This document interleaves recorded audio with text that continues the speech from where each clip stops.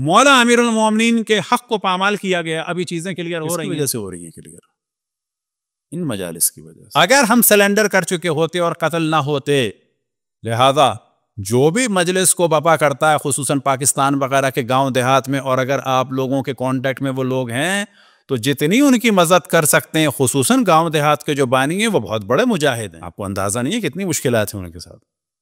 تو جو آپ لوگوں میں سے مدد کر سکتا ہے ان لوگوں کی مدد کرے ہر اعتبار سے. پھر یہ سمجھ لیں کہ نوحہ ہو، مرثیہ ہو، سوز ہو، سلام ہو، جتنے ذاکرین ان کا احترام کریں، جتنے خطبہ ان کا احترام کریں. غلطیاں ہوتی ہیں اس کو بالکل صحیح کرنا چاہیے، پیار سے، محبت سے.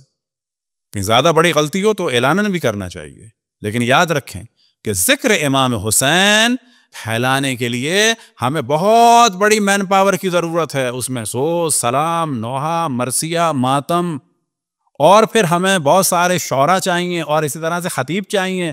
اگر ہم یہ سوچ لیں کہ ہر ممبر پہ علماء آئیں گے تو پھر بہت سارے ممبر خالی ہو جائیں گے. ہمیں ہر گاؤں میں، دیہات میں، ہر قوم میں، ہر قبیلے میں، ہر جگہ، صبح شام. تو ایک بات یہ ہے کہ جی کیا خطیبوں کو، ذاکروں کو ختم کر دینا؟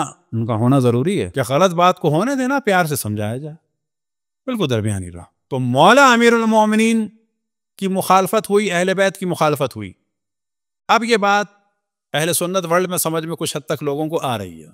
سوال یہ پیدا ہوتا ہے کہ ذہن میں ڈالا جاتا ہے کہ بڑی محبتیں تھیں، ہٹایا نہیں تھا، حق نہیں چھینا تھا. چلو اب جب چوتھے خلیفہ کے عنوان سے ان سے بیعت ہوئی تو کیا وجہ ہوئی کہ پہلے جنگ جمل مسلط کر دی زوجہ رسول نے، جس میں 6000 سے یا 10,000 سے 36,000 لوگ مارے گئے. اس سے فارغ ہوئی تو اس سے فارغ ہوئے مولا امیر المومنین تو جنگ صفین شروع ہو گئی. کس نے شروع کر دی؟ معاویہ نے.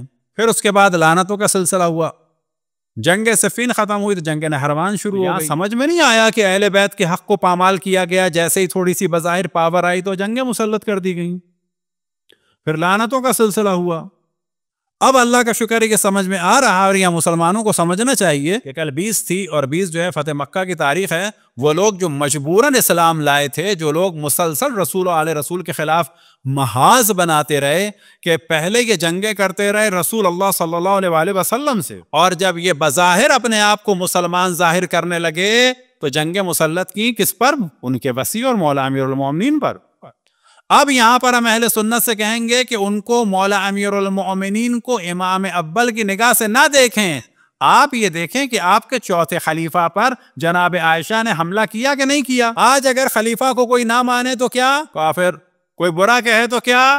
کافر. یہ قانون کیوں بدل جاتا ہے مولا امیر المومنین پہ آ کے؟ یہ قانون کیوں بدل جاتا ہے؟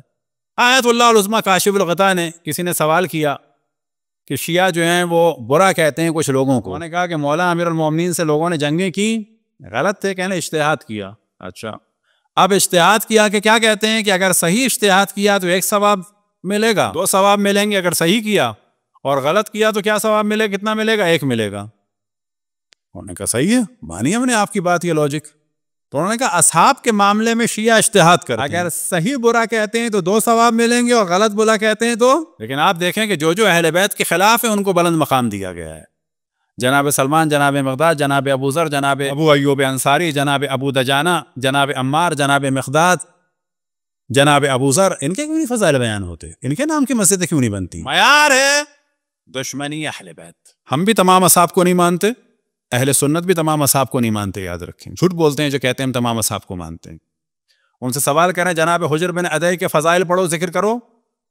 جناب عمر بن حمہ کے خطائی کو تم کہتے ہو قاتل جناب عثمان تھے، جاؤ مسجد بناؤ، مسجد حضرت عمر بن حمہ کے خطائی، اور بریکٹ میں لکھو قاتل عثمان. نہیں مانتے نا، کیونکہ وہ جناب عثمان کے خلاف تھے، بقول تمہارے نہیں مانتے، جبکہ انہوں نے قتل نہیں کیا. قتل کرنے والی خود جناب عائشہ اور طلحہ اور زبیر تھے، انہوں نے فتوے دیے تھے جناب عثمان کے خلاف. تو یہاں پہ سوال ہوگا کہ اہل بیت کی مخالفت کی گئی، جب تھوڑی سی پاور آئی تو ان پہ جنگیں مسلط کر دی. اب اگر مولا امیر المومنین پہ لعنتوں کا سلسلہ چلا، اسکرین سے بالکل ان کو ہٹانے کی کوشش کی گئی، تو ایسے میں جو افضل ترین عبادت ہے وہ کیا ہے؟ اس ذات کا ذکر ہے کہ جس کے سپرد اشرف الانبیاء نے دین کیا تھا. کیوں کہ جب اس ذات کا ذکر ہوگا تو خود بخود دین ملے گا. صلوات پڑھیں بر محمد و آل محمد. ایک روایت اس کو حرف حرف پڑھ دیتے ہیں، اور اصل ہدف یہ ہے کہ بعض دفعہ جب خطبہ روایت پڑھتے ہیں اور ایک حصہ پڑھتے ہیں تو بعض دفعہ لوگوں کے ذہن میں آتا ہے تو خطیب ایسی بات کر رہا ہے، پتہ نہیں صحیح ہے کہ نہیں ہے، مبالغہ ہے. اس وجہ سے ہم نے کوشش کی کہ بعض روایات کو اس طرح سے پڑھا جائے کہ بالآخر لوگوں کے ذہن میں آئے کہ نہ کوئی بات اتنی سادی نہیں ہے، اگر خطیب نے کسی نے کہی ہے، ذاکر نے کسی نے ایک جملہ کہا ہے تو وہ بے بنیاد یا بے اساس نہیں۔ یہ روایت امالی شیخ صدوق میں بھی بیان ہوئی اور ابن شازان نے بھی اپنے مناقب میں بیان کی اور بہت ساری کتابوں میں بیان ہوئی، بہار میں ہوئی، دیگر میں ہوئی، امام محمد باقر علیہ السلام سے نقل ہوئی، امام جعفر صادق علیہ السلام سے امام محمد باقر علیہ السلام نے سنا، اور پھر یہ سلسلہ رسول اللہ صلی اللہ علیہ وسلم تک کہ رسول اللہ صلی اللہ علیہ وسلم نے فرمایا ان اللہ تبارک و تعالی جعل لأخی علی ابن ابی طالب فضائل، کہ اللہ سبحانہ و تعالی نے میرے بھائی علی ابن ابی طالب کے لیے فضائل قرار دیے ہیں، لا یحصی عددها غیرہ، کوئی اس کے عدد کو نہیں جانتا سوائے اس۔ فمن ذکر فضیلۃ، اب ہم کیا کر سکتے ہیں، کوئی کمال نہیں کر سکتے، چلو میں توجہ دلائی گی، اصل فضائل کوئی بیان نہیں کر، کیا فرمایا آپ نے؟ اب فضائل کتنے ہیں کہ اللہ سبحانہ و تعالیٰ کے علاوہ کوئی نہیں گن سکتا۔ فمن ذکر فضیلۃ، اگر کسی نے کوئی ایک فضیلت بیان کر دی، ایک من فضائل ہی، ان کے فضائل میں سے، اور فضائل کتنے ہیں کہ سوائے اللہ کوئی نہیں جانتا، مقرن بہا، اس فضیلت کا اقرار کرتا ہو، دل سے ایمان رکھتا ہو، غفر اللہ ما تقدم من ذنبہ وما تأخر، خداوند تبارک و تعالیٰ اس کے سب اگلے پچھلے گناہ معاف کر دے گا۔ اب یہاں پر یہ ذہن میں رہے گناہ کون سے معاف ہوں گے؟ اگر کسی کا حق مارا ہے وہ نہ، اس سے معافی مانگنی ہوگی، اگر قضا عبادتیں ہیں تو ان کو انجام دینا ہوگا۔ اب فرض کر لیں کہ ہم نے قضا نمازیں کی اور اللہ سے کہا کہ یا اللہ میں قضا نمازیں پڑھوں گا، حج قضا تھا میں اس کو ادا کروں گا، مال کسی کا مارا تھا وہ میں اس کو دے دوں گا، اب کچھ گناہ رہ گئے کہ جو ہمارے اور اللہ کے درمیان تھے، تو اگر ایک فضیلت بھی مولا امیر المؤمنین کی بیان کر دی تو سمجھو یہ کفار، لیکن یہ دھوکہ نہیں کھانا چاہیے۔ قتل کر دیا لوگوں کو تو یہ میرا بخشش ہو جائے گی، مال مار لیا لوگوں کا تو بخشش ہو جائے گی، کسی کو عیب لگا کے بدنام کر دیا تو بخشش ہو جائے گی، نہ جتنی اپنی کوتاہیاں ہیں پوری کرنے کے بعد اب نہیں پتا میرے گناہ معاف ہوں گے یا نہیں ہوں گے، میں نے پوری کوشش کر لی ہے، اب اس کے بعد جو ایک بہترین کفارہ اور بہترین ذکر اور بہترین عبادت ہے وہ کیا ہے؟ من ذکر فضیلۃ من فضائلہ مقرن بہا، اعتقاد رکھتے ہوئے ایک فضیلت بیان کر دیں۔ بس اگر کوئی ہم میں سے اپنی ساری عبادتوں کو اور سارے کاموں کو انجام دے چکا ہے، ابھی بھی اس کو یہ ہے کہ میرے گناہ معاف ہوں گے یا نہیں ہوں گے، تو کیا کرے؟ مولا امیر المؤمنین صدیق اکبر فاروق ھذا الامت علی ابن ابی طالب کے فضائل بیان۔ اب یہ کتنے ہوں؟ لو وافی القیامت بذنوب الثقلین، اگرچہ قیامت میں آئے وہ جن و انس کے گناہوں کے برابر، لیکن گناہ کون سے؟ یہ خاص۔ ومن کتب فضیلۃ من فضائل علی ابن ابی طالب لم تزل ملائکہ تستغفر له ما بقی تلک الکتاب رسم، اور اگر کسی نے علی ابن ابی طالب کی ایک فضیلت کو لکھ دیا تو جب تک یہ لکھی رہے گی، اس کی لکھائی باقی رہے گی، ملائکہ استغفار کرتے رہیں گے۔ ومن استمع الى فضیلۃ من فضائلہ غفر اللہ له الذنوب التي اکتسبها بالاستماع، اور اگر کسی نے ایک فضیلت سنی علی ابن ابی طالب کی تو اللہ سبحانہ و تعالیٰ اس کے وہ گناہ معاف فرما دے گا کہ جو اس نے کانوں کے ذریعے سے۔ ومن نظر الى کتابۃ فی فضائلہ غفر اللہ الذنوب التي اکتسبها النظر، اور اگر کسی نے علی ابن ابی طالب کے فضائل کو کسی جگہ لکھا ہوا دیکھا تو خداوند تبارک و تعالیٰ ان کے ان گناہوں کو معاف کر دے گا جو اس نے آنکھوں سے کیے۔ گناہوں کو معاف کرانے کے لیے، لیکن پھر بار بار بیان کریں، دھوکہ نہیں کھانا چاہیے، کسی کا حق مارا ہے اس کو ادا کریں،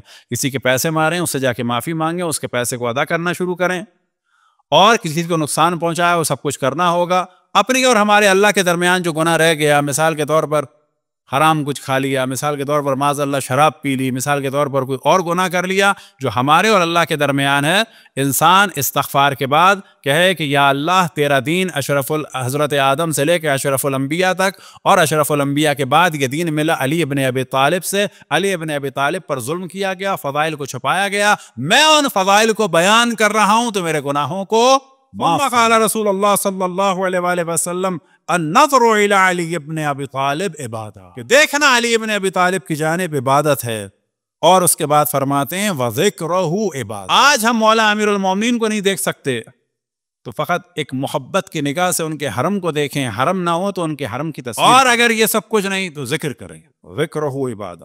اور اس کے بعد فرماتے ہیں جو اہم ترین موضوع ہے وَلَا يُقْبَلُ إِيمَانُ عَبْدٍ إِلَّا بِوَلَایَتِهِ، اللہ کے بندے کا ایمان قبول نہیں ہوگا سوائے اس کی ولایت کے، لیکن ولایت سے مشکل حل نہیں ہوگی. اس کے بعد یاد رکھیں کہ جو مشہور کیا جا رہا ہے نا کہ صرف فضائل بیان ہو، نہ فضائل بیان ہو ساتھ میں ان کے دشمنوں کا بھی ذکر ہو. اور پھر اس کے بعد فرماتے ہیں وَالْبَرَاءَةَ مِنْ أَعْدَائِهِ. ایمان مکمل نہیں ہوگا، ایمان قبول نہیں ہوگا اللہ سبحانہ و تعالیٰ کی بارگاہ میں کسی بھی بندے کا دو چیزوں کی وجہ سے. پہلی چیز کیا ہے؟ بِوِلَایَتِهِ وَبِالْبَرَاءَةِ مِنْ أَعْدَائِهِ. اور ان کے دشمنوں سے اظہار براعت کے بغیر نہیں ہوگا. بس ولایت کافی نہیں ہے، یاد رکھیں. فضائل مولا امیر المومنین اور ان کے دشمنوں سے برات. دعائے خداوند تبارک و تعالی تمام ملائکہ، تمام انبیاء، تمام اوصیاء، تمام مومن جن و انس کا درود و سلام و محمد و آل محمد پر. اللہ سبحانہ و تعالی تمام ملائکہ، تمام انبیاء، تمام اوصیاء اور تمام مومن جن و انس کی لعنت ہو دشمنان محمد و آل محمد